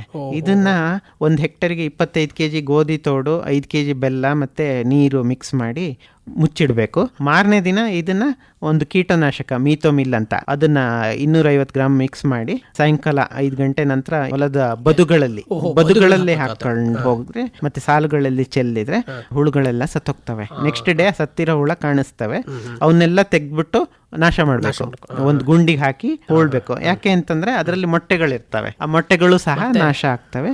ಅದಕ್ಕೆ ನಾವು ಕೆಮಿಕಲ್ ಹಾಕಿರ್ತೀವಲ್ವಾ ಮೀಥೋಮಿಲ್, ಅದನ್ನ ಬೇರೆ ಸಾಕು ಪ್ರಾಣಿಗಳು ಅಥವಾ ಇನ್ಯಾವುದೋ ಜಾನುವಾರುಗಳು ಇವೆಲ್ಲ ಅದನ್ನ ಸೇವನೆ ಮಾಡಿದ್ರೆ ತೊಂದರೆ ಆಗುತ್ತೆ. ಹಂಗಾಗಿ ಅದನ್ನ ಪೂರ್ಣ ಪ್ರಮಾಣದಲ್ಲಿ ನಾಶ ಮಾಡಿ ಇದ್ ಮಾಡ್ಕೊಳ್ಬೇಕು. ಇದೊಂದು ಮುಖ್ಯವಾದಂತಹ ಬಸವನ ಹುಳು. ಆಮೇಲೆ ಬೇರೆ ಕೀಟಗಳು ಇದಾವೆ, ಮೈಟ್ಸ್ ಅಂತ ಬರುತ್ತೆ, ಆಮೇಲೆ ತ್ರಿಪ್ಸು, ಗೊಣ್ಣೆ ಹುಳು ಇವೆಲ್ಲ ಬರ್ತವೆ. ಇವನ್ನೆಲ್ಲ ಕೆಮಿಕಲ್ ಸ್ಪ್ರೇ ಮಾಡಿ ಹತೋಟಿ ಮಾಡ್ಕೊಳ್ಬೋದು. ಒಟ್ಟಾರೆ ನಮ್ಮ ಈ ಅಡಿಕೆ ಕಾಡ್ತಕ್ಕಂತಹ ಕೊಳೆ ರೋಗ ಇರ್ಬೋದು, ಸುಳಿ ಕೊಳೆ ರೋಗ ಇರಬಹುದು, ಎಲೆ ಚುಕ್ಕೆ ರೋಗ ಇರ್ಬೋದು, ಅಣಬೆ ರೋಗ ಇರ್ಬೋದು, ಹಾಗೇನೆ ಹಳದಿ ಎಲೆ ರೋಗ, ಈ ಥರದ ರೋಗಗಳನ್ನ ಇಂತಹ ಸಂದರ್ಭದಲ್ಲಿ ನಾವು ಹತೋಟಿ ಮಾಡೋ ವಿಚಾರಗಳನ್ನ ವಿವರವಾಗಿ ತಿಳಿಸ್ಕೊಟ್ರಿ. ಒಟ್ಟಾರೆ ಈಗ ನಾವು ನಮ್ಮ ಈ ಮುಂಗಾರಿನ ಸಂದರ್ಭದಲ್ಲಿ ಅಡಿಕೆ ತೋಟಗಳನ್ನು ಯಾವ ರೀತಿ ನಿರ್ವಹಣೆ ಮಾಡಬೇಕು ಅನ್ನೋ ವಿಚಾರವನ್ನು ತಿಳಿಸಿರಿ ಸರ್. ಈಗ ನಾವು ಕಾಳುಮೆಣಸಿನ ವಿಚಾರವನ್ನು ನೋಡೋಣ. ಈಗ ಕಾಳುಮೆಣಸೇನಿದೆ ಇದು ಒಂದು ಪರಾವಲಂಬಿ. ಕರೆಕ್ಟ್. ಹಾಗಾಗಿ ಇದನ್ನ ನಾವು ಈ ಸಂದರ್ಭದಲ್ಲಿ ಅಂತಂದ್ರೆ ಮುಂಗಾರಿನ ಸಂದರ್ಭದಲ್ಲಿ ನಾಟಿ ಮಾಡಬೇಕು ಅನ್ನೋದಾದ್ರೆ ಹವಾಗುಣ ಯಾವ ರೀತಿ ಇರಬೇಕು ಅಂತ ಹೇಳ್ತೀರಿ. ಹಾಗೇನೆ ಪ್ರಮುಖವಾಗಿ ನಾಟಿ ಮಾಡ್ತಕ್ಕಂತಹ ಕಾಲ ಸಹಜವಾಗಿ ಪೂರ್ವ ಮುಂಗಾರದಲ್ಲಿ ನಾಟಿ ಮಾಡೋದು ಅಂತ ಅನ್ನೋ ವಿಚಾರ ಆದ್ರೂ ಕೂಡ ನಾಟಿ ಮಾಡ್ತಕ್ಕಂತಹ ಕಾಲ ಮತ್ತೆ ಹವಾಗುಣ ಹೇಗಿರಬೇಕು ಅನ್ನೋ ವಿಚಾರವನ್ನ ತಿಳಿಸ್ಕೊಡಿ ಸರ್. ಕಾಳುಮೆಣಸು ಇದು ಒಂದು ಪ್ರಮುಖವಾದ ಸಾಂಬಾರು ಬೆಳೆ ಆಗಿರುತ್ತೆ. ಇದು ಸಾಂಬಾರು ಬೆಳೆಗಳ ರಾಣಿ ಬಂದು ಏಲಕ್ಕಿ. ಸಾಂಬಾರು ಬೆಳೆಗಳ ರಾಣಿ ಏಲಕ್ಕಿ. ಇದು ಕಾಳುಮೆಣಸು ಸಾಂಬಾರು ಬೆಳೆಗಳ ರಾಜ ಅಂತ ಹೇಳಿ ಕರೀತಾರೆ. ನಮ್ಮ ರಾಜ್ಯದಲ್ಲಿ ಮತ್ತೆ ಕೇರಳದಲ್ಲಿ ತುಂಬಾ ಜಾಸ್ತಿ ಬೆಳೆಯುವಂಥದ್ದು, ಬೇರೆ ರಾಜ್ಯಗಳಲ್ಲಿ ಕಡಿಮೆ. 90% ನಮ್ಮಲ್ಲೇ ಬೆಳೀತಾ ಇರೋದು. ಅವಾಗಲೇ ಅಡಿಕೆಗೆ ಹೇಳ್ದಂಗೆ ಇದಕ್ಕೂ ಸಹ ಹವಾಗುಣ, ಒಂದು ತಂಪು ಉಷ್ಣತೆ ಒಂದು ಹವಾಗುಣ ಇದು ಬಯಸುತ್ತೆ. ಆಮೇಲೆ ಮಲೆನಾಡಲ್ಲಿ ಜಾಸ್ತಿ ಹೆಚ್ಚು ಮಳೆ ಬೀಳೋ ಪ್ರದೇಶದಲ್ಲಿ ಇದು ಬರುತ್ತೆ. ಆನಂತರ ಮರಳು ಮಿಶ್ರಿತ ಕೆಂಪು ಮಣ್ಣು ಇದಕ್ಕೆ ಒಳ್ಳೇದು. ಅಡಿಕೆ ಹೆಂಗೆ ಬೆಳಿತೀವಿ ಅದೇ ತರ ಇದನ್ನು ಸಹ ಬೆಳೆಯುತ್ತೆ. ಮಲೆನಾಡು ಪ್ರಾಂತ್ಯದಲ್ಲಿ ವಾಣಿಜ್ಯ ಬೆಳೆಯಾಗಿ ತೋಟಗಳ ಮಧ್ಯದಲ್ಲಿ ಬೆಳೆಯುವಂಥದ್ದು, ಕರಾವಳಿ ಪ್ರದೇಶದಲ್ಲೂ ಸಹ ಇದೇ ತರ ಬೆಳೆಯುವಂಥದ್ದು. ಕಾಫಿ ಮತ್ತೆ ಏಲಕ್ಕಿ ತೋಟದಲ್ಲಿ ನೆರಳಿಗೆ ನಾವು ಮಾಡಿರ್ತೀವಲ್ಲ, ಸಿಲ್ವರ್ ಓಕು, ಬೇರೆ ಮರಗಳು ಇರ್ತಾವಲ್ಲ, ಅವಕ್ಕೂ ಸಹ ಹಬ್ಬಿಸ್ತಾರೆ. ಅಡಿಕೆ ತೋಟ ಇದ್ರೆ ಅದಕ್ಕೂ ಹಬ್ಬಿಸ್ಬೋದು. ಆಮೇಲೆ ತೆಂಗಿನ ತೋಟ ಇದ್ರೆ ಅದಕ್ಕೂ ಸಹ ತೆಂಗಿನ ಗಿಡಗಳು ಹಬ್ಬಿಸ್ಬೋದು. ಈ ರೀತಿ ನಾವು ನಮ್ಮ ಕಾಳುಮೆಣಸನ್ನ ಸಾಗುವಳಿ ಮಾಡಬಹುದು ಅನ್ನೋ ವಿಚಾರವನ್ನ ತಿಳಿಸಿದ್ರಿ. ಇದನ್ನ ಸಸ್ಯಾಭಿವೃದ್ಧಿ ಮಾಡೋದು ಹೇಗೆ ಸರ್? ಸಸ್ಯಾಭಿವೃದ್ಧಿ ಅಂದ್ರೆ ಇದು ಬಳ್ಳಿ ಮೇಲಕ್ಕೆ ಹೋಗ್ತಾ ಇರುತ್ತಲ್ಲ ಹಬ್ಕೊಂಡು, ಇದರಲ್ಲಿ ಬೇರೆ ಬೇರೆ ತರದ್ದು ಬಳ್ಳಿ ಇರುತ್ತೆ, ವಿವಿಧ ಕಾಂಡಗಳು ಮೇಲೆ ಹೋಗೋದೊಂದು. ಅದರಲ್ಲಿ ಮೊದಲನೇದಾಗಿ ಪ್ರಧಾನ ಕಾಂಡದ ಬಳ್ಳಿ ಅಂತ, ಪ್ರಾಥಮಿಕ ಪ್ರೈಮರಿ ಬಳ್ಳಿ ಅಂತ. ಇದು ಗೆಣ್ಣುಗಳು ಬಹಳ ಅಂತರ ದೂರ ಇರುತ್ತೆ. ಇದು ಮರಗಳಿಗೆ ಅಂಟ್ಕೊಂಡು ಮೇಲೆ ಹೋಗ್ತಾ ಇರುತ್ತೆ. ಈ ಕಾಂಡದ ತುದಿನ ಸ್ವಲ್ಪ ಪ್ರಮಾಣದಲ್ಲಿ ನಾವು ಸಸ್ಯಾಭಿವೃದ್ಧಿಗೆ ಬೆಳೆಸ್ಕೊಳ್ಬಹುದು. ಇದಕ್ಕಿಂತನೂ ಸಹ ಉತ್ತಮವಾದಂತ ಹಂಬು ಬಳ್ಳಿಗಳು ಅಂತ. ಹಂಬು ಬಳ್ಳಿ ಅಂದ್ರೆ ರನ್ನರ್ಸ್. ಇದು ಪ್ರಧಾನ ಕಾಂಡ ಇರುತ್ತಲ್ಲ, ಅದರ ಬುಡುಭಾಗದಲ್ಲಿ ಚಿಗುರ್ಕೊಂಡು ಬೆಳ್ಕೊಂಡು ರನ್ನರ್ ಹಬ್ಕೊಂಡು ಹೋಗ್ತಾ ಇರುತ್ತೆ ಕೆಳಗೆ. ಇದ್ರದ್ದು ಗೆಣ್ಣುಗಳು ದೂರ ಇರುತ್ತೆ, ಇಂಟರ್ನೋಡ್ಸ್. ನೆಲದ ಮೇಲೆ ಹರಿದು ಹೋಗೋದಲ್ಲದೆ ಪ್ರತಿ ಗೆಣ್ಣಿಂದನೂ ಬೇರ್ ಬರ್ತಾ ಇರುತ್ತೆ. ಈ ಬಳ್ಳಿನ ಸಸ್ಯಾಭಿವೃದ್ಧಿಗೆ ಜಾಸ್ತಿ ಬಳಸೋದು ಮತ್ತೆ ಸೂಕ್ತ ಇದು. ಆಮೇಲೆ ಹಣ್ಣು ಬಿಡೋ ಕೊಂಬೆಗಳಿರ್ತಾವಲ್ಲ ಮೇಲ್ಗಡೆ, ಇದ್ರಿಂದನೂ ಸಹ ಚಿಗುರೊಡೆದು ಅಡ್ಡ ಬಂದಿರುತ್ತೆ. ಇದು ಹೂವು ಅಲ್ಲಿ ಬಿಟ್ಬಿಟ್ಟು ಹಣ್ಣು ಆಗಂತದ್ದು. ಈ ಕೊಂಬೆಗಳನ್ನು ಸಹ ಸಸ್ಯಾಭಿವೃದ್ಧಿಗೆ ಬಳಸಬಹುದು. ಯಾವ್ದಕ್ಕೆ ಅಂದ್ರೆ ಬುಷ್ ಪೆಪ್ಪರ್ ಅಂತ ಮಾಡ್ತೀವಿ ಪಾಟ್ ಅಲ್ಲಿ ಬೆಳೆಯೋದು, ಪೊದೆ ಕರಿಮೆಣಸು ಅಂತ. ಇದನ್ನ ವೃದ್ಧಿ ಮಾಡಕ್ಕೆ ಇದನ್ನ ಉಪಯೋಗಿಸಿದ್ರೆ ಬುಷ್ ಪೆಪ್ಪರ್ ಚೆನ್ನಾಗಿ ಮಾಡ್ಕೊಳ್ಬಹುದು. ಈ ಬಳ್ಳಿಗಳನ್ನ ಹೆಂಗೆ ಅಂತಂದ್ರೆ, ನಾವು ಅಧಿಕ ಇಳುವರಿ ಕೊಡುವಂಥದ್ದು ಮತ್ತೆ ಆರೋಗ್ಯವಂತ ಮರದಿಂದ ನಾವು ಬಳ್ಳಿಗಳನ್ನ ತಕೊಳ್ಬೇಕು. ಅದರ ಬುಡದಿಂದ, ಅದೇ ಅವಾಗ ಹೇಳಿದ್ನಲ್ಲ ಹಂಬು ಬಳ್ಳಿಗಳು, ಹೊರಹೊಮ್ಮಿ ನೆಲದ ಮೇಲೆ ಹೋಗುವಂತ ಹಂಬು ಬಳ್ಳಿನ ಡಿಸೆಂಬರ್ ಜನವರಿಲಿ ಅದನ್ನ ಒಂದು ಸುತ್ತಿಬಿಟ್ಟು ಒಂದು ಆಧಾರ ಮರ ಇರುತ್ತಲ್ಲ ಅಲ್ಲಿ ಕಟ್ಕೋಬೇಕು. ಯಾಕೆಂದ್ರೆ ನೆಲದ ಮೇಲೆ ಇದ್ರೆ ಬೇರ್ ಬಿಟ್ಕೊಂಡು ಬಿಡುತ್ತೆ. ಸುತ್ತಿ ಇಟ್ಬಿಟ್ರೆ ಅಲ್ಲಿ ಬೇರು ಬರಲ್ಲ. ಅದೊಂದು. ಅನಂತರ ಈ ಸೀಂಬೆ ಸುತ್ತಿ ಡಿಸೆಂಬರ್ ಜನವರಿಗೆ ಸುತ್ತೀವಿ, ಅದು ಫೆಬ್ರವರಿ ಮಾರ್ಚಿಗೆ ಅದನ್ನ ಸಪರೇಟ್ ಮಾಡ್ಕೋಬೇಕು. ಸಪರೇಟ್ ಮಾಡ್ಕೊಂಡು ಎಲೆ ಮತ್ತೆ ಮೃದು ತುದಿ ಬಳ್ಳಿನ ಕತ್ತರಿಸಿ ತಕೊಂಡು 2-3 ಗೆಣ್ಣು ನೋಟ್ಸ್ ಇರಂಗೆ ಕಟ್ ಮಾಡ್ಕೊಂಡು ನರ್ಸರಿಯಲ್ಲಿ ನೆಟ್ಕೊಳ್ಳುವಂಥದ್ದು. ಆ ನರ್ಸರಿ ಅವಾಗ ಹೇಳಿದ್ನಲ್ಲ, ಬೆಡ್, ಸೀಡ್ ಬೆಡ್, ಅದು ಹೆಂಗಿರ್ಬೇಕಂದ್ರೆ 2 ಭಾಗ ಮಣ್ಣು, ಆಮೇಲೆ 1 ಭಾಗ ಮರಳು, 1 ಭಾಗ ಕೊಟ್ಟಿಗೆ ಗೊಬ್ಬರ ಮಿಶ್ರ ಮಾಡಿ ಮಡಿನೂ ಮಾಡ್ಕೊಳ್ಬಹುದು. ಆಮೇಲೆ ಪಾಲಿಥೀನ್ ಚೀಲದಲ್ಲಿ 6x3 ಇಂಚು ಪಾಲಿಥೀನ್ ಚೀಲದಲ್ಲಿ ಹಾಕೊಂಡ್ರೆ ಒಳ್ಳೇದು. ಬುಡದ 1 ಗೆಣ್ಣು ಮಣ್ಣೊಳಗೆ ಇರ್ಬೇಕು, 2 ಮೇಲಿರ್ಬೇಕು. ಈ ತರ ಮಾಡ್ಕೊಂಡು ನೆಟ್ಕೊಳ್ಳೋದು. ಇದಕ್ಕೆ ಒಂದು ಗ್ರೋತ್ ರೆಗ್ಯುಲೇಟರ್ನು ಸಹ ಹಾಕೊಳ್ಬಹುದು, IBA ಅಂತ, ಇಂಡೋಲ್ ಬ್ಯೂಟ್ರಿಕ್ ಆಸಿಡ್ ಅಂತ. ಇದರಿಂದ ಒಳ್ಳೆ ಬೇರು ಚೆನ್ನಾಗಿ ಬರುತ್ತೆ. ಇದು ಇಷ್ಟು ನರ್ಸರಿ ಮಾಡೋಂಥದ್ದು. ಅಂದರೆ ಒಟ್ಟಾರೆ ಈ ರೀತಿಯ ಕ್ರಮಗಳನ್ನ ಅನುಸರಿಸ್ಕೊಂಡು ನಾವು ನಮ್ಮ ಕಾಳುಮೆಣಸನ್ನು ಸಸ್ಯಾಭಿವೃದ್ಧಿ ಮಾಡಬಹುದು ಅಂತಂತ ಹೇಳ್ತೀರಿ. ಇನ್ನು ನಾವು ಕಾಳುಮೆಣಸನ್ನು ಆಧಾರ ಇರ್ತಕ್ಕಂತಹ ಮರಗಳಿಗೆ ಹಬ್ಬಿಸಿ ಸಾಗುವಳಿ ಮಾಡಬೇಕಾಗಿರೋದ್ರಿಂದ ಇದನ್ನು ನಿರ್ವಹಣೆ ಮಾಡೋದು ಹೇಗೆ, ಜೊತೆಗೆ ಇದರ ಬೇಸಾಯ ಕ್ರಮಗಳು ಹೇಗೆ ಅಂತ ತಿಳಿಸ್ಕೊಡಿ ಸರ್. ಕಡಿಮೆಣಸು ಸ್ವಲ್ಪ ಇಳಿಜಾರಿದ್ರೆ ಒಳ್ಳೇದು, ನೀರು ಬಸ್ತೋಗಂಗೆ. ಆನಂತರ ಅಡಿಕೆ ತೋಟ ಹೆಂಗಿರುತ್ತೋ ಅದೇ ತೋಟದಲ್ಲಿ ಮಾಡೋಂಥದ್ದು. ಇದರಲ್ಲಿ ಭೂಮಿ ಸಿದ್ಧತೆ ಅಂತಂದ್ರೆ ಮೇ ಜೂನಲ್ಲಿ ಮುಂಗಾರು ಬೆಳೆ ಈ ಟೈಮಲ್ಲಿ ತೋಟನೆಲ್ಲ ಕ್ಲೀನ್ ಮಾಡ್ಕೊಂಡು 1.5 ಅಡಿ 50 ಸೆಂಟಿಮೀಟರ್ ಉದ್ದ ಅಗ್ಲ ಆಳದಲ್ಲಿ ಗುಂಡಿ ತಕ್ಕೊಳ್ಳೋದು. ಆಧಾರ ಮರ ಇದೆಯಲ್ಲ ಅದ್ರ ಪಕ್ಕದಲ್ಲಿ 3 ಮೀಟರ್ ಅಂತರದಲ್ಲಿ ಇರ್ತಾವವು. ತೆಗೆದು ಆನಂತರ ಆ ಗುಂಡಿಯಲ್ಲಿ ಹಾಲ್ವಾಣ ಇರುತ್ತಲ್ಲ, ಎರಿತ್ರೇನ, ಅದನ್ನ ನೆಟ್ಕೋಬೇಕು. 1.5-2 ಮೀಟರ್ ಎತ್ತರ ಇರೋಂಥದ್ದು ಅದನ್ನ ನೆಟ್ಕೊಂಡು ಅದಕ್ಕೆ ಹಬ್ಸೋದು ಗಿಡನ. ಅಂದ್ರೆ ಆರಂಭದಲ್ಲಿ ನಾವು ಪಾನವಳಕ್ಕೆ ಹಬ್ಬಿಸ್ಬೇಕು. ಹಾಲ್ವಾಣ ಹಬ್ಸಿದ್ರೆ ಒಳ್ಳೇದು. 1 ಹೆಕ್ಟರ್ ಅಲ್ಲಿ ಹಾಲ್ವಾಣ 1110 ಆಧಾರ ಮರಗಳನ್ನ ಕೂರಿಸ್ಕೋಬಹುದು. ಆನಂತರ ಮೇ ಜೂನಲ್ಲಿ ಮತ್ತೆ ಸೆಪ್ಟೆಂಬರ್ ಅಕ್ಟೋಬರ್ ಅಲ್ಲಿ ಮರದ ಬುಡಕ್ಕೆ ಒಂದು 30 ಗ್ರಾಮ್ ಫೋರೇಟ್ ಅದನ್ನ ಹರಳು ಹಾಕಿದ್ರೆ ಒಳ್ಳೇದು. ಇದರಿಂದ ಚೆನ್ನಾಗಿ ಬೆಳವಣಿಗೆ ಆಗತ್ತೆ. ಆನಂತರ ಕೊಂಬೆಗಳನ್ನೆಲ್ಲ ಮಾರ್ಚ್ ತಿಂಗಳಲ್ಲೇ ರೆಡಿ ಮಾಡ್ಕೋಬೇಕು. ನಾವು ಮುಂಗಾರಲ್ಲಿ ನೆಟ್ಕೊಂತೀವಿ ಕಾಳುಮೆಣಸು.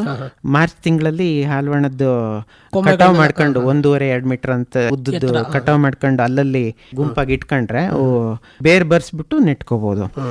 ಅದು ಫಾಸ್ಟ್ ಗ್ರೋಯಿಂಗ್ ಹಾಲ್ವಾಣ, ಬೇಗ ಬೆಳೆಯುತ್ತೆ. ಅನಂತರ ಗಿಡ ನೆಡೋದು ಮುಂಗಾರು ಮಳೆ ಪ್ರಾರಂಭ ಅಂದ್ರೆ ಮೇ ಜೂನಲ್ಲಿ ಹಾಲ್ವಾಣದಿಂದ 30 ಸೆಂಟಿಮೀಟರ್ ದೂರದಲ್ಲಿ 50 ಸೆಂಟಿಮೀಟರ್ ಗಾತ್ರದ ಗುಂಡಿ ತೆಗೆದು ಹಾಗೆ ಹೇಳ್ದಂಗೆ ಕೊಟ್ಟಿಗೆ ಗೊಬ್ಬರ ಎಲ್ಲ ಮಿಶ್ರಣ ಮಾಡಿ 1 kg ಬೇವಿನ ಹಿಂಡಿ ಹಾಕಿ, ಆನಂತರ 50 ಗ್ರಾಮ್ ಟ್ರೈಕೋಡರ್ಮಾ ಹಾರ್ಜಿಯನ್ ಅಂತ ಸಿಗುತ್ತೆ ಜೈವಿಕ ಗೊಬ್ಬರ, ಇದನ್ನ ಹಾಕೊಂಡು 2-3 ಬೇರ್ ಬಂದಿರುತ್ತೆ ಪಾಲಿ ಬ್ಯಾಗ್ ಅಲ್ಲಿ, ಆ ಕಡ್ಡಿನ ಇದರಲ್ಲಿ ನಾಟಿ ಮಾಡ್ಕೊಳ್ಬಹುದು. ಬುಡದ ಕಡೆ 1 ಗೆಣ್ಣು, ಆಮೇಲೆ ಮೇಲೆ 2 ಗೆಣ್ಣು ಇದ್ರೆ ಒಳ್ಳೇದು. ಅದು ಹಾಲ್ವಾಣಕ್ಕೆ ಹಬ್ಕೊಳ್ಳುತ್ತೆ. ಇದಲ್ದೇನೆ ಅಡಿಕೆ ಮರಕ್ಕೂ ಸಹ ಇದೇ ತರ ಹಬ್ಬಿಸ್ಬೋದು.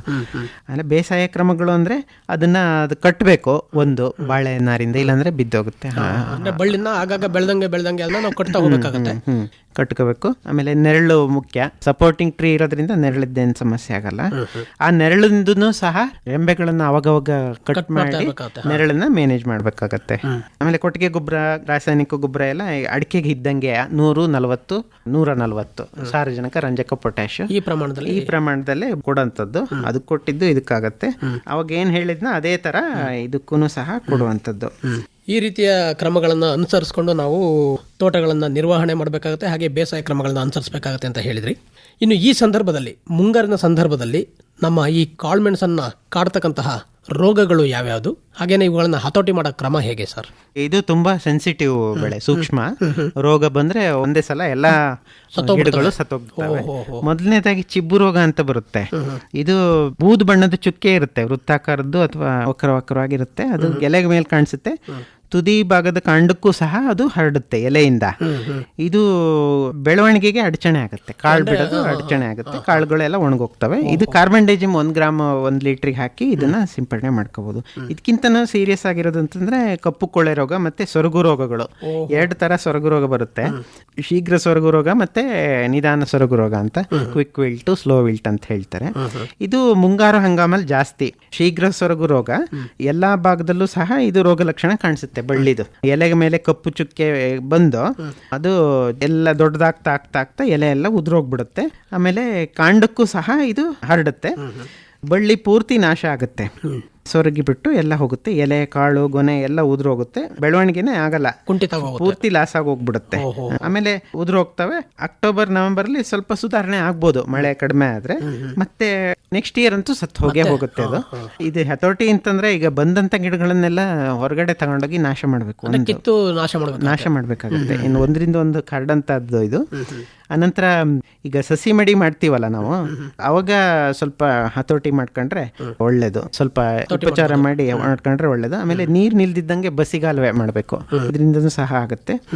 ಸಸಿ ಮಡಿಗಳಲ್ಲಿ ಬೇರ್ಗಳಿಗೆ ಯಾವುದೇ ರೀತಿ ಡ್ಯಾಮೇಜ್ ಆಗಬಾರ್ದು ಬೇಸಾಯ ಮಾಡ್ಬೇಕಾರೆ, ಮತ್ತೆ ಸಸಿ ಮಡಿಗಳಲ್ಲಿ.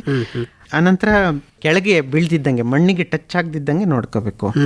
ಆಮೇಲೆ ಸೂರ್ಯನ ಕಿರಣ ಸ್ವಲ್ಪ ಜಾಸ್ತಿ ಇದ್ರೆ ಅವಾಗ್ಲೂ ಸಹ ಹತೋಟಿ ಆಗುತ್ತೆ. ಇನ್ ಕೆಮಿಕಲ್ ಅಂತಂದ್ರೆ ಮಳೆಗಾಲ ಪ್ರಾರಂಭ ಆದಾಗ ಮೆಟಲಾಕ್ಸಿಲ್ ಅಂತಿದೆ, ಅದನ್ನ ಬಳ್ಳಿಗೆ ಡ್ರೆಂಚ್ ಮಾಡಿದ್ರೆ ಆಗುತ್ತೆ. 5ರಿಂದ 10 ಲೀಟರ್, ಶೇಕಡ 0.1% ಅಷ್ಟೇ ಸಾಕು. ಅನಂತರ ಕಾಪರ್ ಆಕ್ಸಿಕ್ಲೋರೈಡ್ನು ಸಹ ಡ್ರೆಂಚ್ ಮಾಡ್ಬೋದು. ಆಮೇಲೆ ಬೋರ್ಡೋ ದ್ರಾವಣ ಸಿಂಪಡಣೆ ಮಾಡಿದ್ರಿಂದನೂ ಸಹ ಇದನ್ನ ಹತೋಟಿ ಮಾಡ್ಬೋದು. ಆಮೇಲೆ ಮುಂಗಾರು ಜೂನ್ ಜುಲೈ ಎಲ್ಲ ಆಯ್ತು. ಆಮೇಲೆ ಆಗಸ್ಟ್ ಸೆಪ್ಟೆಂಬರ್ ಅಲ್ಲಿ ಇದನ್ನೇ ಮತ್ತೆ ರಿಪೀಟ್ ಇದು ಮಾಡ್ಬೇಕು. ಇನ್ನು ಆರ್ಗ್ಯಾನಿಕ್ ಟ್ರೈಕೋಡರ್ಮಾ ವಿರಿಡೆ ಹೇಳಿದ್ನಲ್ಲ ಅವಾಗ, ಇದರಿಂದನೂ ಸಹ ಹತೋಟಿ ಆಗುತ್ತೆ. ಅದೊಂದು kg ಬೇವಿನ ಹಿಂಡಿ ಅಥವಾ ಕೊಟ್ಟಿಗೆ ಗೊಬ್ಬರ ಮಿಶ್ರಣ ಮಾಡಿ ಅಪ್ಲೈ ಮಾಡಿದ್ರೆ ಕಡಿಮೆ ಆಗುತ್ತೆ. ಆಮೇಲೆ ಸೂಡೋಮೋನಾಸ್ ಫ್ಲೋರೋಸೆನ್ಸ್ ಅಂತ ಇದೆ, ಇದನ್ನ ಸಿಂಪಡಣೆ ಮಾಡ್ಬೋದು ಶೇಕಡ 1%. ಇದು ಸಹ ಬ್ಯಾಕ್ಟೀರಿಯಾ, ಅದನ್ನು ಸಹ ಸಿಂಪಡಣೆ ಮಾಡುವಂಥದ್ದು. 2 ಸಲ ಮಾಡಿದ್ರೆ ಒಳ್ಳೇದು, ಜೂನ್ ಮತ್ತೆ ಆಗಸ್ಟ್ ಅಲ್ಲಿ. ಇದು ಶೀಘ್ರ ಸೊರಗು ರೋಗದ ಬಗ್ಗೆ. ಆಮೇಲೆ ಇದೇ ತರ ನಿಧಾನ ಸೊರಗು ರೋಗ ಅಂತಾನು ಬರುತ್ತೆ, ಸ್ಲೋ ವಿಲ್ಟ್. ಇದು ಬಳ್ಳಿಗಳ ಎಲೆ ಭಾಗ ಹಳದಿ ಬಣ್ಣಕ್ಕೆ ತಿರುಗ್ಬಿಟ್ಟು ಹಳದಿ ಆಗ್ಬಿಟ್ಟು ಉದುರೋಗುತ್ತೆ. ಆಮೇಲೆ ಬಳ್ಳಿಗಳು ಹಿಮ್ಮುಖವಾಗಿ ಒಣಗ್ತಾ ಹೋಗುತ್ತೆ, ಅಂದ್ರೆ ಡೈ ಬ್ಯಾಕ್, ಸುಳಿಯಿಂದ ಹಿಂದಕ್ಕೆ ಒಣಕುವಂತ ಹೋಗುತ್ತೆ. ಇದರಿಂದ ಬೇರುಗಳಲ್ಲಿ ನೆಮೆಟೋಡು ಬರುತ್ತೆ, ಬೇರು ಗಂಟು ಜಂತು ನೊಳ ಅಂತ ಹೇಳಿ, ರೂಟ್ ನಾಟ್ ನೆಮೆಟೋಡ್ ಅಂತ. ಅದನ್ನು ಸಹ ಬಂದು ಕೊಳ್ತು ಹೋಗುತ್ತೆ. ಆಮೇಲೆ ಬಾಧೆಗೊಳಾದ ಬಳ್ಳಿಗಳು ಅಕ್ಟೋಬರ್ ಆದಾದ್ಮೇಲೆ ತೇವಾಂಶ ಕಡಿಮೆ ಆಗುತ್ತಲ್ಲ, ಅವಾಗ ಎಲೆಗಳು ಸಹ ಹಳದಿಯಾಗಿ ಒಣಗೋಗುತ್ತೆ. ಮೇ ಜೂನ್ ಅಲ್ಲಿ ಬಳ್ಳಿಗಳು ಸುಧಾರಿಸಿ ಒಳ್ಳೆ ಬೆಳವಣಿಗೆ ಇರುತ್ತೆ, ಬಟ್ ನಿಧಾನಕ್ಕೆ ರೋಗ ಕ್ಯುಪೈ ಆಗ್ತಾ ಹೋಗುತ್ತೆ. ಇದರಿಂದ ಬಳ್ಳಿಗಳಲ್ಲಿ ಶಕ್ತಿ ಮತ್ತೆ ಉತ್ಪಾದಕತೆ ಕಡಿಮೆ ಆಗುತ್ತೆ, ಇಳುವರಿ ಕಡಿಮೆ ಆಗಿ ಬಳ್ಳಿಗಳ ಮೇಲೆ ಸಣ್ಣ ಸಣ್ಣ ಗಂಟುಗಳು ಕಾಣಿಸ್ತವೆ. ಇದು ಹಂಗೇನೆ ಹತೋಟಿ ಮಾಡೋದು. ಹೆಂಗೆ ತುಂಬಾ ಬಾಧೆ ಆಗಿದ್ದನ್ನ ಅದನ್ನ ನಾಶ ಮಾಡ್ಬೇಕು ಒಂದು. ಆಮೇಲೆ ನಾಟಿ ಮಾಡ್ಬೇಕಾದ್ರೆ ಗುಂಡಿಗೆ 4-8 ಹಾಕಬೇಕು. ಕಾರ್ಬೋಫ್ಯೂರಾನು ಆಗುತ್ತೆ 3 ಗ್ರಾಮ್ 3G, ಅದನ್ನ ಹಾಕಬೇಕು.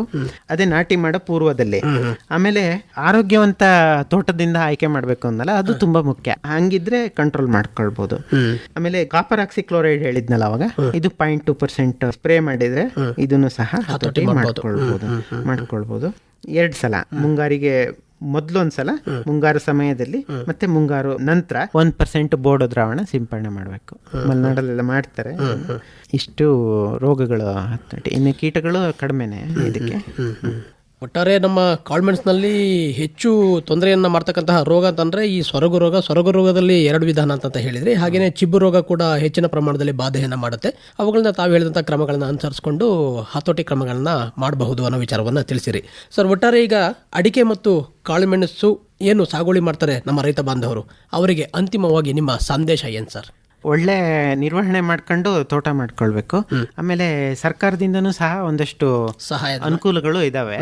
ಹೊಸದಾಗಿ ಮಾಡಂತದಾದ್ರೆ ಅಡಿಕೆ ಆಯ್ತು, ಕಾಳುಮೆಣಸು ಆಯ್ತು. NREG ಸ್ಕೀಮ್ ಅಂತ ಇತ್ತು ಮುಂಚೆ, ಈಗ VBG ರಾಮ್ಜಿ ಅಂತ ಆಗಿದೆ, ಹೆಸರು ಚೇಂಜ್ ಆಗಿ ಈ ಜುಲೈ 1ರಿಂದ. ಅದರಲ್ಲಿ ನಾವು ಕೂಲಿ ವೆಚ್ಚ ಮಾಡ್ಕೊಳ್ಳೋ ಅಂತ ಒಂದು ಅವಕಾಶ ಇದೆ. ಆಮೇಲೆ ಬೇರೆ ಬೇರೆ ಸ್ಕೀಮಲ್ಲಿ ನಾವು ಗಿಡ ಕೊಡೋದು, ಸಾವಯವ ಗೊಬ್ಬರ, ಪೆಪ್ಪರ್ ಸ್ಪೆಷಲ್ಲು, ಇಂಥವನ್ನೆಲ್ಲ ಕೊಡುವಂಥದ್ದು ಯೋಜನೆಗಳನ್ನು ಸಹ ಇದ್ದಾವೆ.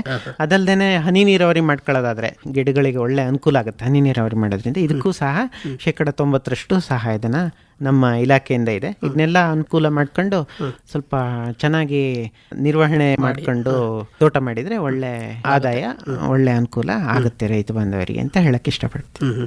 ಒಳ್ಳೆಯದು ಸರ್. ಇದುವರೆಗೆ ಸಾಕಷ್ಟು ವಿಚಾರಗಳನ್ನ ಅಡಿಕೆ ಹಾಗೂ ಕಾಳುಮೆಣಸನ್ನು ಈ ಸಂದರ್ಭದಲ್ಲಿ ನಾವು ಯಾವ ರೀತಿ ನಿರ್ವಹಣೆ ಮಾಡಬೇಕು, ಹಾಗೆ ಯಾವ ರೀತಿ ಬೇಸಾಯ ಕ್ರಮಗಳನ್ನು ಅನುಸರಿಸಬೇಕು ಅನ್ನೋ ವಿಚಾರವನ್ನು ತಿಳಿಸ್ಕೊಟ್ರಿ.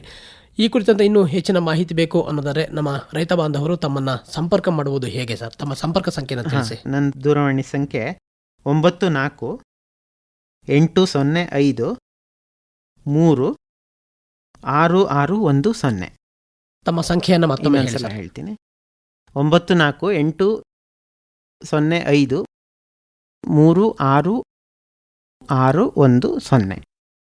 ಒಳ್ಳೆಯದು ಸರ್. ಇದುವರೆಗೆ ಮುಂಗಾರು ಹಂಗಾಮಿನಲ್ಲಿ ಅಡಿಕೆ ಹಾಗೂ ಕಾಳುಮೆಣಸು ಬೆಳೆಗಳಲ್ಲಿ ಕೈಗೊಳ್ಳಬೇಕಾದಂತಹ ಪ್ರಮುಖ ಬೇಸಾಯ ಕ್ರಮಗಳ ಕುರಿತಂತೆ ವಿವರವಾಗಿ ವಿಚಾರಗಳನ್ನ ತಿಳಿಸ್ಕೊಟ್ರಿ. ತಮ್ಮೆಲ್ಲ ಈ ಮಾಹಿತಿಗಳಿಗೆ ಧನ್ಯವಾದಗಳು. ನಮಸ್ಕಾರ. ಧನ್ಯವಾದಗಳು. ನಮಸ್ತೆ.